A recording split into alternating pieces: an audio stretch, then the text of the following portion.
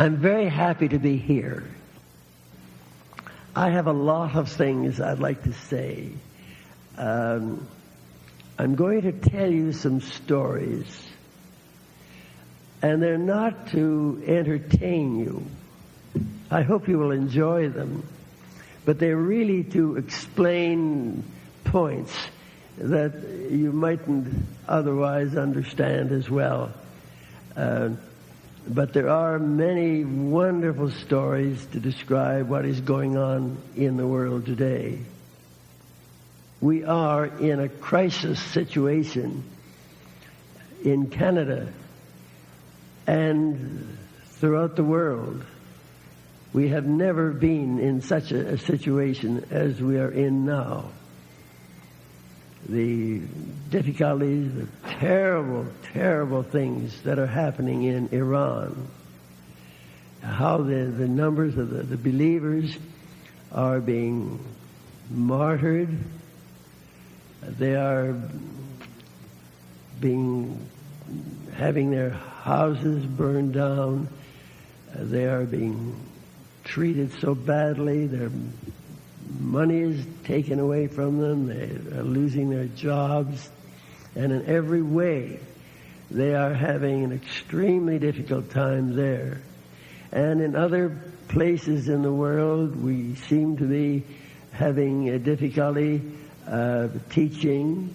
And but there are other places where the work is going very well.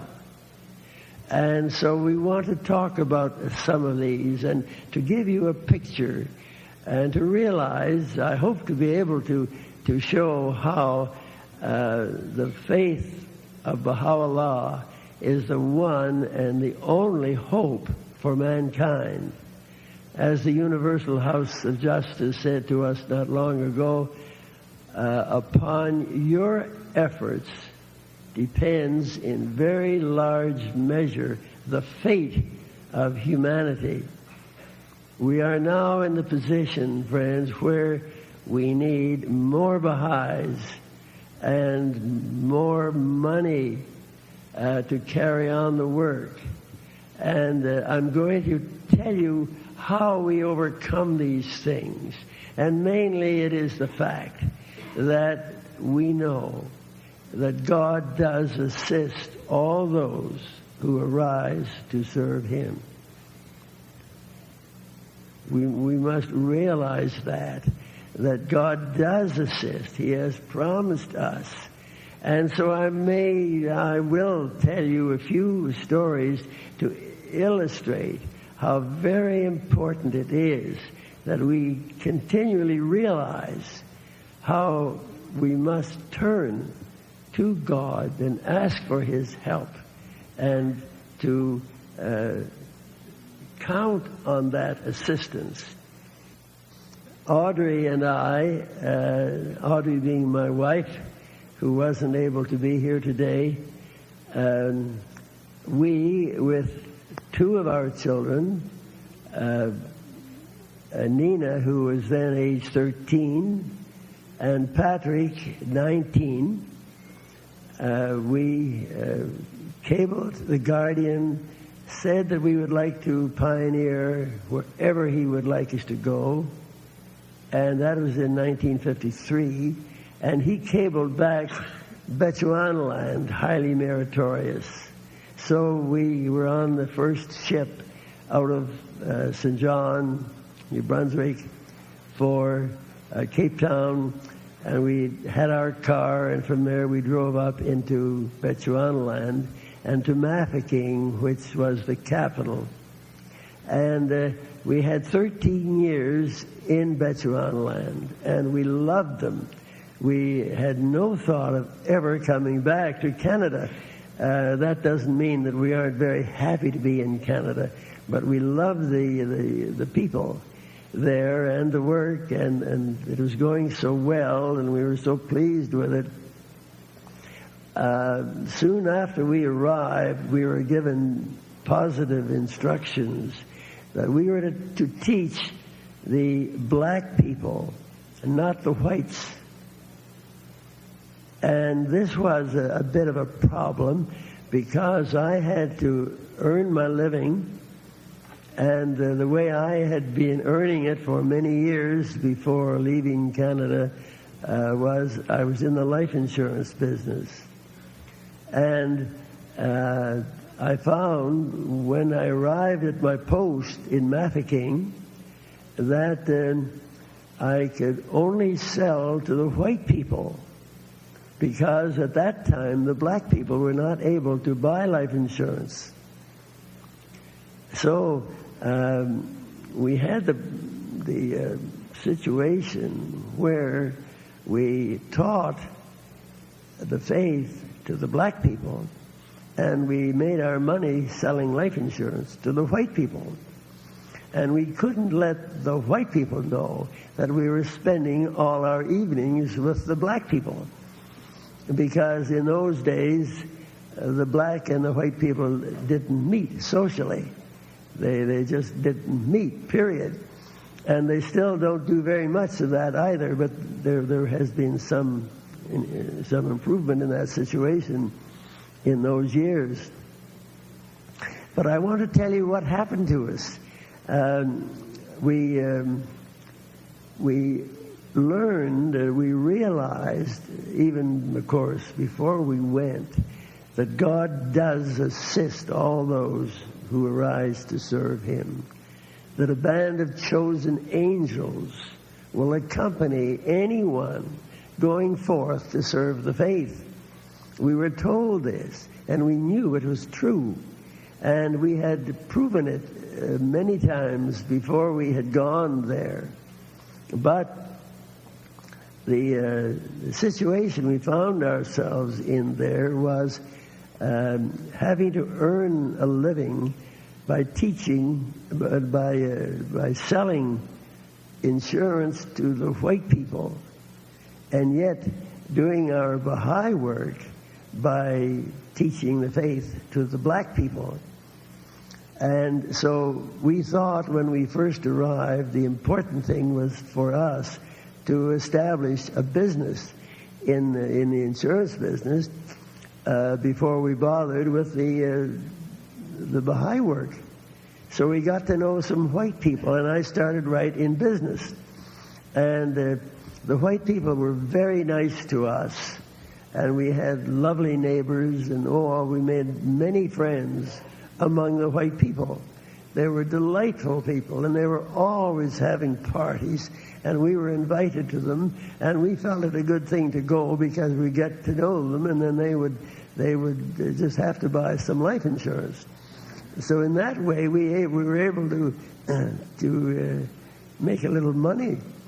But after we'd been there about 3 months, we had a lovely message, a cable from our beloved guardian, congratulating us on having settled in our goal and saying that now was the time that we should begin to teach the black people. Well, that was a bit of a shock to us because we weren't teaching the black people. We didn't know any. We had bought a house, and we had 2 servants. Everybody had lots of servants down there, but they didn't speak any English, so we couldn't teach them the faith. And so we wondered, and now that the guardian wanted us to start to teach the black people right away, we didn't know how to go about it. We saw many black people on the street, but we couldn't very well say, well, come on in, we want to talk to you about God. And so we had a few problems like this. But this cable from the guardian came on the day of a feast, and Audrey and I had the feast alone. And that was a bit of a joy, too, because our house in Canada, here in Toronto, or Forest Hill, was just filled with people all the time. And here in Africa, we didn't have anybody we just had lots of spare time to ourselves. But when suddenly we were faced with the need to find somebody to teach who was black, and we didn't know anybody, you will admit that that was a bit of a problem. So we had our feast. We read the cable, and we reread it, and we wondered, how are we going to connect with black people? It just didn't seem possible. And so we thought about it, and we prayed about it, and finally Audrey said that one of our white friends had told her that there was a black doctor in the town, a doctor by the name of Dr. Madiri Mulema. And but we didn't know where his office was or where we could find him. Audrey also said that this person had told her that Dr. Mulema was a perfectly wonderful person, that not only was he an outstanding surgeon, but that he was a writer. He had written 3 books on the life of his own Botswana people. He was a musician, and he had organized a choir of 18 voices, and they had been singing in Mafeking and in other places. And he was a very fine person in every way. So we thought, well, there's the man who would make a wonderful Baha'i if only we could get in touch with him. But we didn't know him. We didn't know where to find him. But after much consultation, we decided that he was the man. But then how were we going to get to see him? So we decided that this was a Saturday night. We decided that on Monday I should go to see him after lunch and try to talk to him about life insurance and pray that he wouldn't want any, because I couldn't sell him any. And that seemed a bit of a problem, but we couldn't think of any other way to handle this situation. So on Monday, I came home for lunch, all prepared to go out to call on Dr. Mulema. I had found where his office was, and Audrey greeted me with the news that Lena, she was the gal we had in our house, and she was black, had stepped on a nail and had a very sore foot. And Audrey had been bathing this foot and doing everything she could to give Lena some relief from this pain. And we realized that we had to get a doctor in to see Lena. And we thought, and we knew that the chosen angels would handle this situation for us. We didn't have any doubt about the chosen angels. We knew that they would find somebody, some way of getting us to some black person someplace. So we then thought, instead of going to talk life insurance to Madiri Mulema, we would get him to come in to see Lena. The only difficulty to that was that right next door to us, we had a black doctor. No, we had a white doctor. And he and his wife had been very kind to us. And they were always sending us cakes and all kinds of things, and coming to see us, and they had become friends of ours. And we thought, well, we can't bring a black doctor in to treat our maid when we have this very nice white doctor right next door. He'd be sure to see him, and the black one would probably come and park his car right outside this other doctor's house. And it just seemed to be filled with problems. But again, we thought, well, the Baha'u'llah will handle that one nicely. So we waited on that day until it was dark. about about 8 o'clock, Audrey continued to bathe Lena's foot. And finally, about 8 o'clock, I phoned the doctor and introduced myself and told him about Lena's foot and asked if he would come. Well, he told us later that he was scared to death. He'd never heard my voice before, and here somebody was coming, and he had been accused of having communist tendencies before that, and he thought, well, here somebody was out to get him again. And he said he was sorry he couldn't come in to my house that night to treat Lena's foot because his car wasn't working. It had broken down. And I said, well, Dr. Malema, I will come out to get you if you will come. Oh, he said, you'd never find my house. I live away out of town, miles out of town, and you'd never find it. Well, I knew that the chosen angels would get me there if I had his consent. And I said, don't worry about that, Dr. Malema. I'll get there if you'll come. So he was in the position where he had nothing else but to say, well, okay. So I got out there. And it was nothing but the chosen angels. I don't know how many it took, but I got out there anyway, and to his house. And he did live way out off the main street, miles off. And I found this most delightful person, a man of about 65, and black as the ace of spades, but a great broad smile and just the kind of person you couldn't help falling in love with. And so he got in my car, we drove to my house, and we took him around and to Lena, and in that part of the world, the servants, your black servants, don't sleep in your house. They aren't allowed to, but they all have a little house of their own outside. It's called a kaya. And so Lena had a kaya, and we took the doctor out there, and he looked at her foot and treated it and said that she'd be all right in a day or two. So then we were leaving the kaya, and Audrey and I were kind of hoping we would get him inside our front door some way. And it happened that I had a sore finger. I'd had a hangnail, and I'd pulled the hangnail. And do you ever do that? And that kind of gave me an infected finger.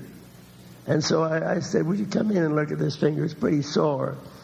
And so he came in, and he looked at it, and he said, yes, that does look pretty sore. And he whipped some black jug out of his satchel and wrapped my finger up, and he said, you better come to my office tomorrow, to my surgery, and I'll have a good look at it there. Well, that pleased us because we wanted more appointments. And so then Audrey and I drove him back, and by the time we got him back to his house, we were just in love with this man. He's a wonderful person. And so then I had an appointment to go to his office the next morning, and he was going to take a real look at the finger.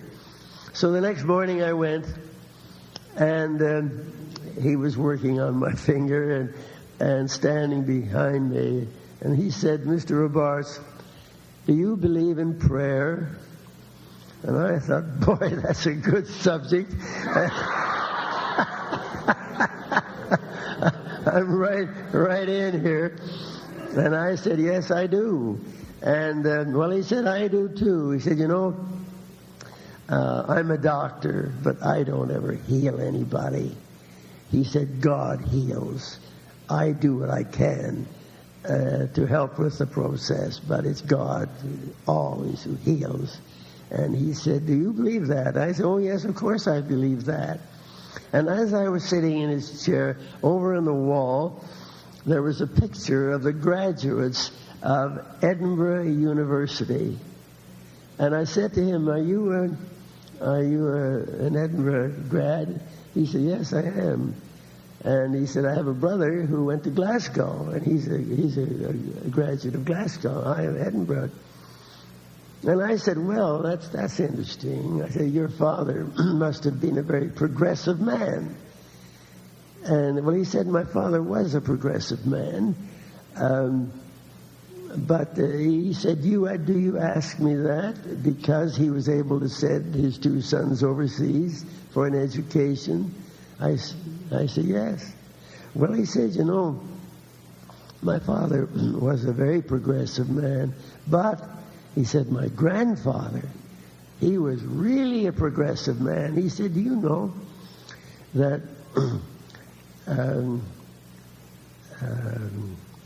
my grandfather was the first convert to Christianity in the whole of this country of Bechuanaland. And I thought, boy, this is the right family. Imagine that. And so he said, well, now that finger of yours, I may need to do a little more with it. And this was, what day was it? I think this was Wednesday. And he told me to come back on the Friday. And that was good news for us, because that meant another chance to get at him. And Audrey, in the meantime, was at home praying for all she was worth. And between us and the chosen angels, we thought, well, things are going pretty well. And so on Friday morning, Mrs. Malema telephoned. And she said, you were to see my husband this afternoon. I said, yes.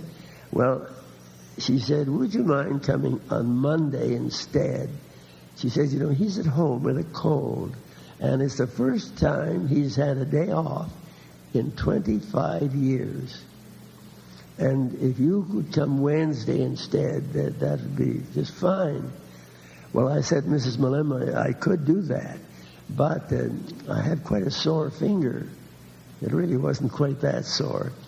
But would he let me come out to see him at the house? And I boasted that I knew where their house was. And so she consulted him and came back and said, fine, you come this afternoon. So I went out in the afternoon, and I had a basket of fruit, and I had a book, which you all know, and that's Estelmont, Baha'u'llah in the New Era. So I got out there, and he fixed my finger, and then I said to him, I said, Dr. Malema, do you remember when I was in your office the other day, we talked about prayer?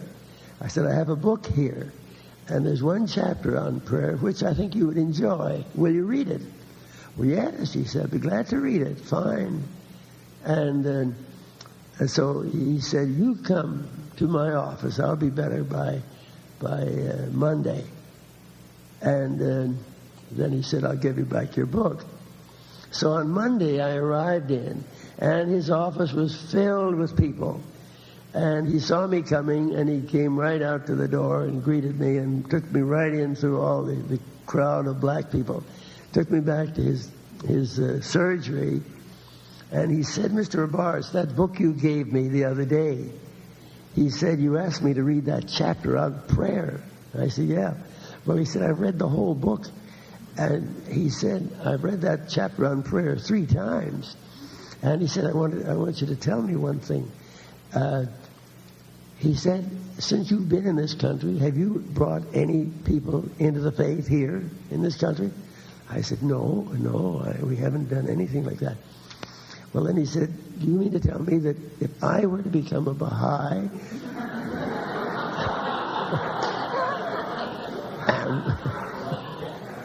would I be the first Baha'i in Bechuanaland? I said, yes, you would be. Well, he said, my grandfather was the first Christian, and that means that I'd be the first Baha'i? And I said, that's right. And he threw his arms around my neck, and he was a Baha'i from that moment on.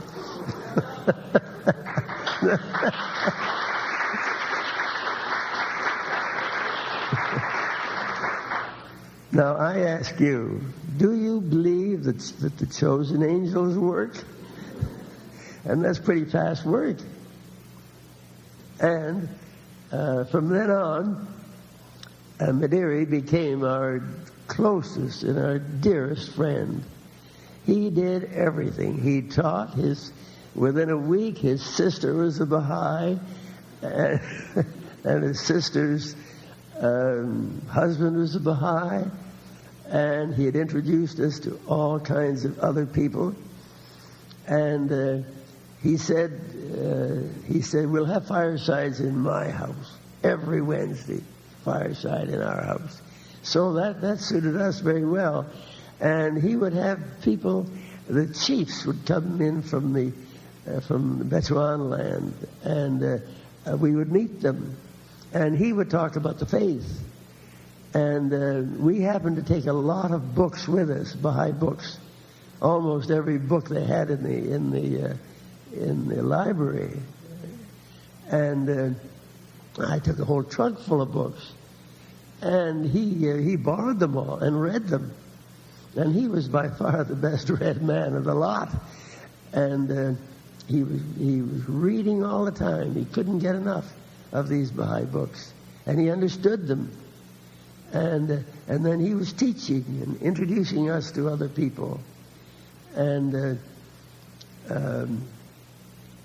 so that's one way that the chosen angels worked. And don't you think that was a pretty good effort on the part of those chosen angels?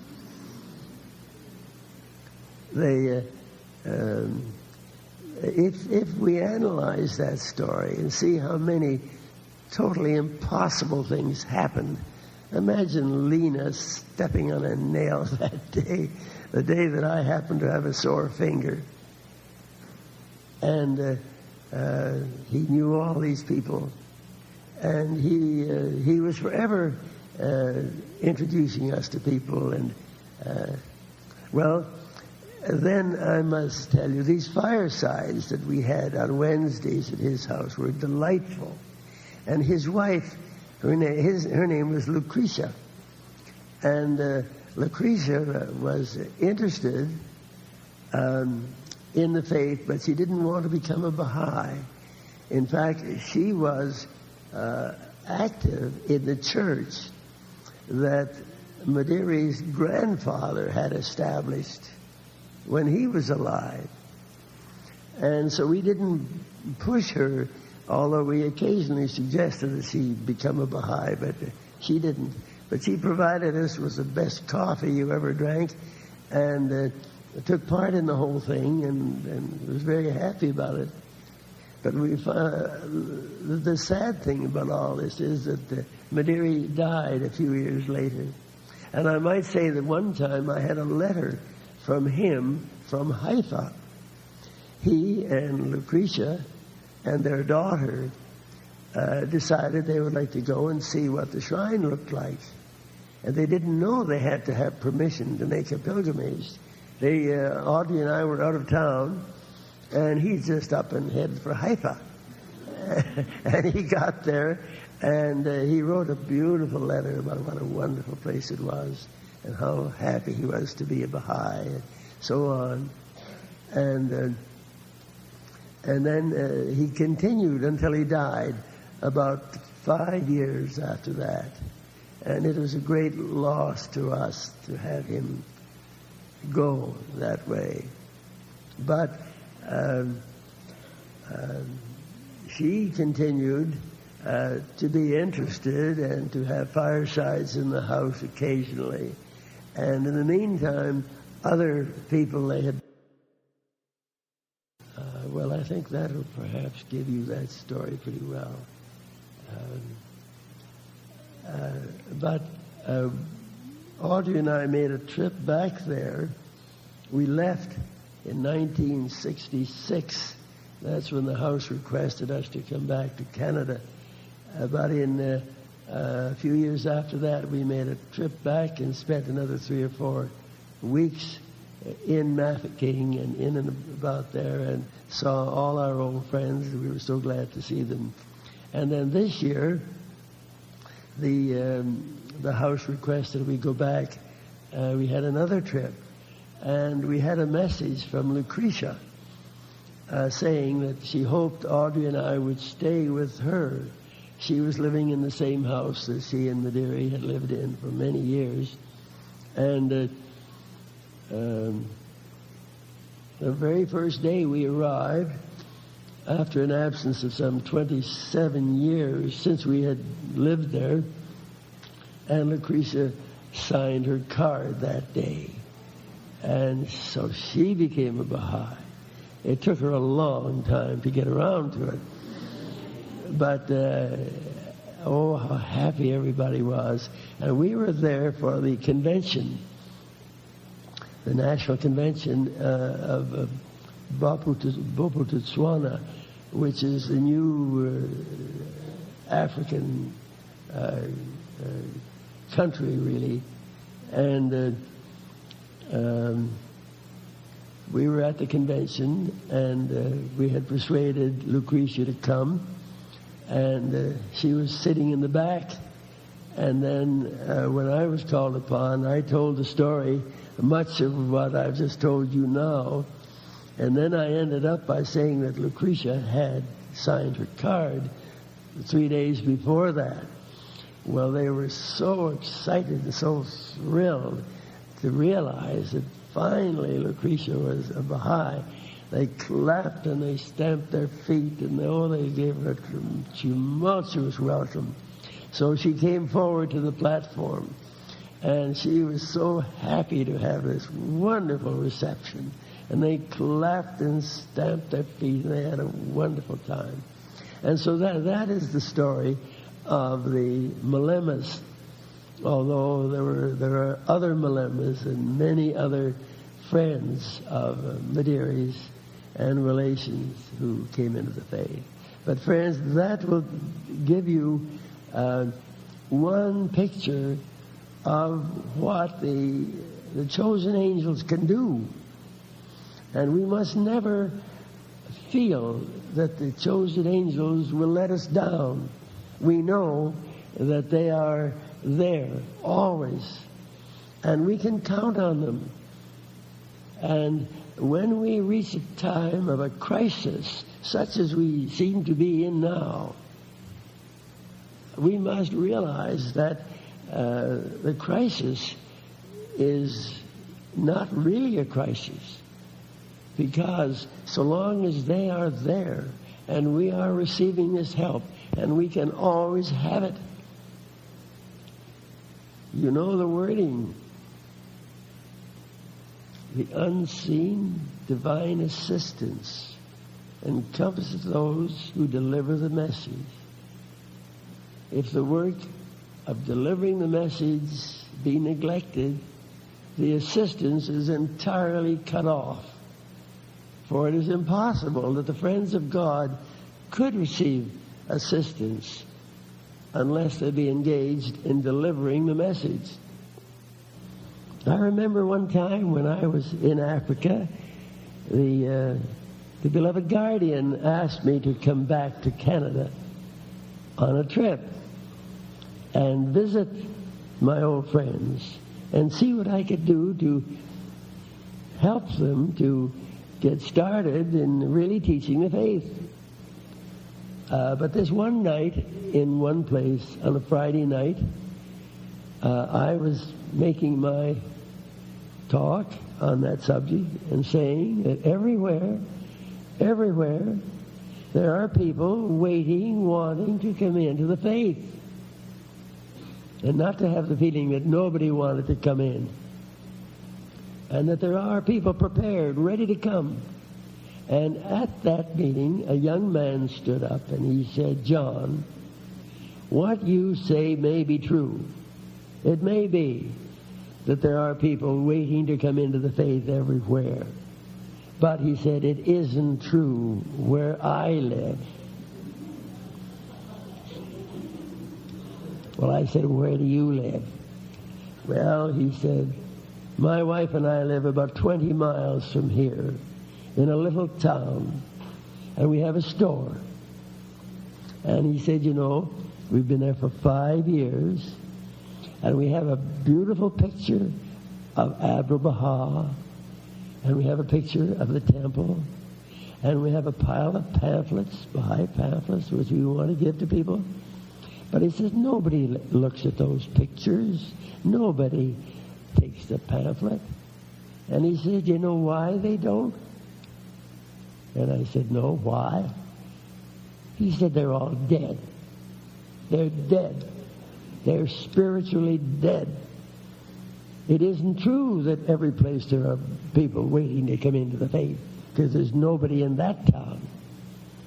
This was a Friday night, and after I listened to this, getting a little redder in the neck as he spoke, I said, look, my friend, what you say really is not true.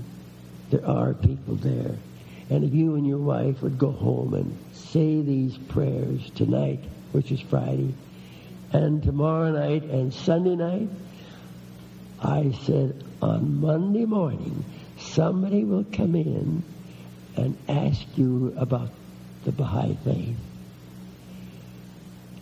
And then I wondered why ever I had said that. I thought I'm getting crazy as I get older. I wasn't nearly as old then. But at any rate, I said, somebody will come in to see you on Monday morning, and they will want to know about the Baha'i faith. So I had a letter from him several days later, and he said, you'll never guess what happened. He said, my wife and I went home and we prayed those prayers on Friday night, Saturday night, Sunday night. We opened the store a little earlier than we ever opened it. And we closed it a little later than we ever closed it. And nobody came to ask about the faith. But he said, we went home that evening and we talked about it. And we decided that if we were going to be lights in this town, we just must tune in to the source of power. And we would pray again tonight, Monday night. And so we did. We prayed more than we had prayed the other 3 nights all put together. We prayed and we prayed and we prayed and we prayed.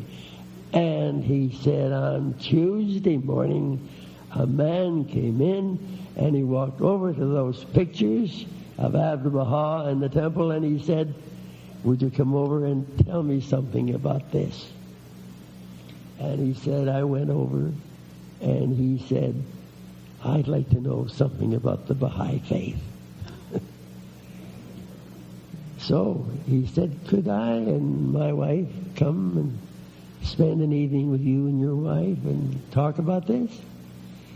And he said, yes, you certainly could. Can you make it tomorrow night? So they agreed that Wednesday night, this couple would come to their house and they would talk about the faith. And you know who that is? And he said they came, and before they left that night, they'd signed 2 cards, and they were Baha'is. And there were some live people in that town. And within 5 months, they had an assembly in the town where everybody was dead. And I told him then, I said, you just can't make such a statement that people are dead, that there are no Baha'is waiting to come into the faith. Because if you do make such a statement, you're accusing God of being uneconomic. Why would God have 2 fine teachers like I judge you and your wife are, living in a place where everybody was dead. I said, the very fact you're there is a proof that there are other people who must be alive too. And you know, funny thing about that story is that my wife, when I told her about it, I came back to Africa again and told her. And, of course, she always believes what I tell her. She's not here now. But that is one story she really didn't ever quite believe. I told her all about this, you know, how this happened and these people did come and so on. But one time after we were back in Canada, we went to a meeting not far from our house, and we went out, and lo and behold, here were these two people who had signed up on that Wednesday night. And I'd gotten to know them by this time. And so with my wife sitting there, I told the story about how they had come into the faith. And I told the story just exactly as it was, as I always do. And then I introduced my wife to this couple. And I said, I just wanted you to confirm that what I said was right. And they said, absolutely. I said there was no embroidering of that story at all. And there wasn't. But friends, that I have seen it happen again and again and again and again, that there are people waiting now, right now, everywhere, to come into the faith. This is the only place there is that is within the cause of Baha'u'llah, where there's any hope for mankind. It is the one place. And friends, we have got to do something about it. We have to find these people. And we don't have to look very far. We must remember that the chosen angels are working all the time. And I could sit here and tell you stories like this for a long time. But there are people like this just waiting to come in. One time, quite a few years ago, I was at a luncheon. And I was with the London Life. And our management put on a manager's luncheon. And it happened to fall on the first day of the fast. And I called my chief. I said, look, couldn't you make it a day early? That's not a good day for me. That's a day of the fast that I can't eat. And if the company are going to pay for the lunch, I would like to have a good lunch and not sit there and have you pay for a great big lunch that I don't eat any of. But it is too late. So we had the lunch, and here there were six of us, five managers and this chap from head office. We were sitting around having a lovely lunch together, excepting that I wasn't eating. And the chap sitting beside me, he said, why aren't you eating? Well, I said, I'm on a fast. And he said, is it something to do with your weight? I said, no, not my weight. He said, have you been overdoing it a little bit lately? I said, no, it's just a kind of a religious fast. Well, he said, that's interesting. What kind of a fast is it? Well, these other fellows were telling the usual stories that these life insurance people tell when they get together.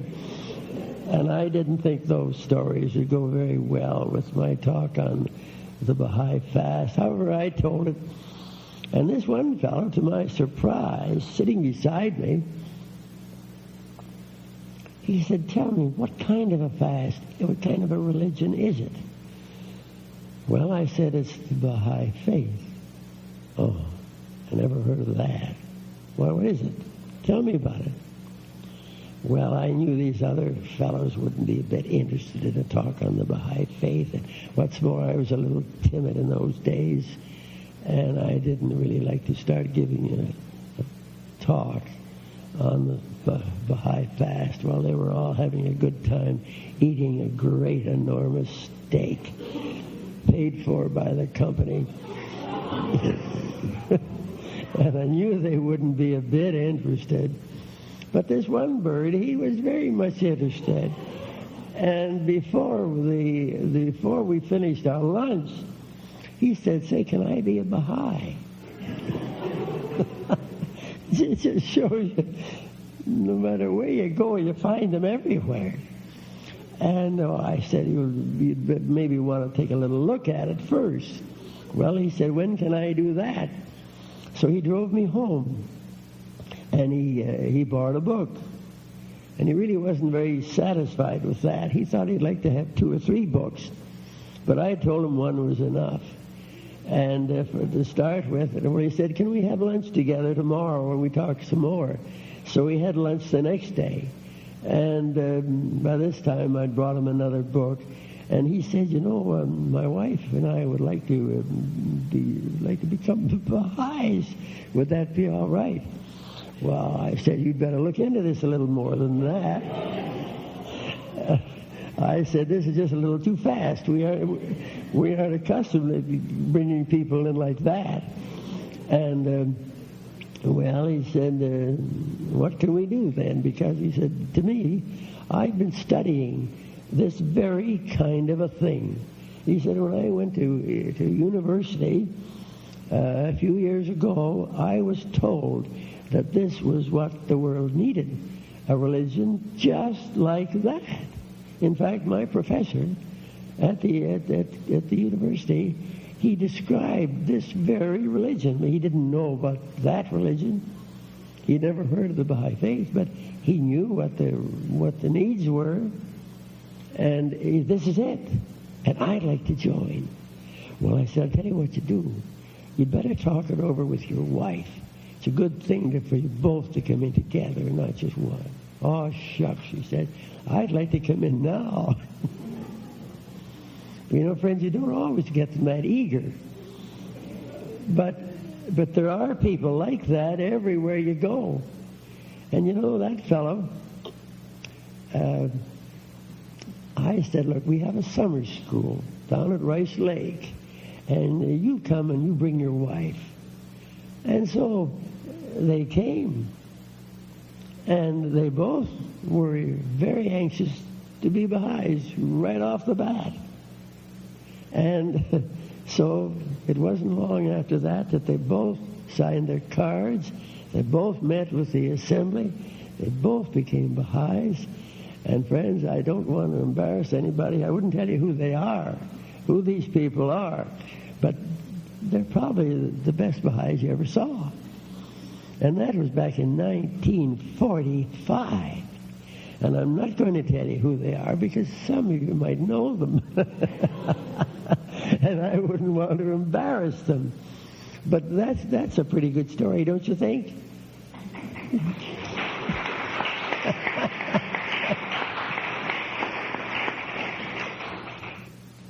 The teachings of Baha'u'llah happen to be the only thing we've got. It's the only hope for mankind. There is no other hope, absolutely none. Nothing. Take a look at the world today. It's sinking. Read a newspaper. Listen to the newscast. Every day, any day. And what do you find? Wars, hatred, imprisonments, fires, floods, trouble of every kind. Prices going up, costs of everything going up, values coming down. And friends, you wonder, where are we going? What's happening to us? Well, the thing is, friends, God has sent a messenger to this earth. God has sent a messenger to this earth with laws. And he expects the people to look at those laws and obey them. He expects us to rise and say, "Dear God, thank you for letting me in on this great secret. We have got the Baha'i faith. We know about it. But what are we doing with it? And when we get into the next world, what's going to happen? Then we're going to see all these people who haven't done a thing about it." Friends, I don't mean to make you discouraged. Now, how to close the deal and invite people to enroll in the faith. That's another one, friends. I've told you some of those things. How to enroll, how to close the deal. Well, one way I think is a very good way is the way we did it with Sidney Price, or to just ask them to, if they want to be a Baha'i, if they love Baha'u'llah, and ask them to sign and have a card. But don't press the card at anybody. Don't ever press. But I think you can just tell people what it is, what the Baha'i faith is, and how important it is, and how it's the one hope for mankind, and how to use a teaching book. Well, I told you about that. Have that book and just show it to people if you wish. It's a wonderful book, and they like it. And how to use prayer to assist one's efforts. Well, friends, that is a subject that could go on forever. There's one way that I think is very, very important is to pray. Say prayers. And I wanted to tell you about the long obligatory prayer. But any prayer, you know the story about the remover of difficulties 500 times? Or do you? You know how Baha'u'llah, in God Passes By, page 119, and about halfway through, Baha'u'llah says to people, bid them to recite, "Is there any remover of difficulties? Say God. Praise be God, He is God. All are His servants, and all abide by His bidding." Well, and if you say that and tell them to recite it 500 times, nay, 1,000 times, by day and by night, sleeping and waking. So that, and there are many people. Why, in my house in Rawdon, where we live, we've had people there every Monday night for a year next week, saying the remover of difficulties 500 times. Sometimes there have been 8 or 9 people, sometimes only 2, 3 or 4 or 5. And they come at 7 o'clock, and we start saying the prayers at 7.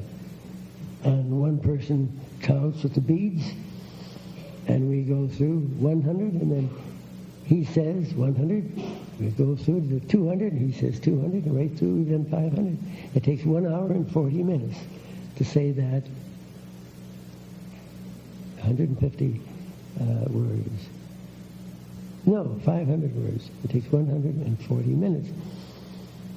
And many people say that prayer. And if you don't do it, you should try it.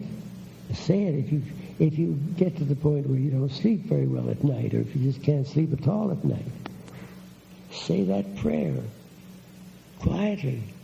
Just turn to God and say, "Is there any remover of difficulties save God?" Say, "Praise be God. He is God. All are His servants, and all abide by His bidding." Now, I've got a string of beads here. Perhaps you can't see them. But there are 100 beads, little tiny beads. And I have that on my fingers. And I go through. And I do that. Go once through, that's 100 times. And that takes me 20 minutes. And keep on doing it 500 times. And you know that you are speaking to God. And it's a very comforting thought as you say, knowing that there is only one remover of difficulties, and that's God. Is there any remover of difficulties save God? Say, praise be God.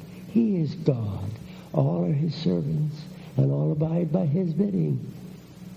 And just go through these beads, and do one, and then do another one, and keep on going until you've done 100, and then keep on going until you've done 500. And that, generate the way we do it, it takes 1 hour and 40 minutes.